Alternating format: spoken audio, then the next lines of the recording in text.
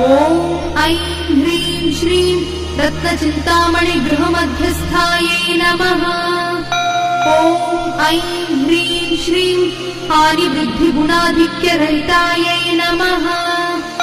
ॐ ऐं ह्रीं श्रीं महापद्माटवी मध्यभागस्थायै नमः। ॐ ऐं ह्रीं श्रीं जाग्रत्स्वप्नसुषुप्तीनां साक्षिभूत्यै नमः। ॐ ऐं ह्रीं श्रीं महापापौघपापानां विनाशिन्यै नमः। ॐ ऐं ह्रीं श्रीं दुष्टभीतिमहाभीतिभञ्जनायै नमः।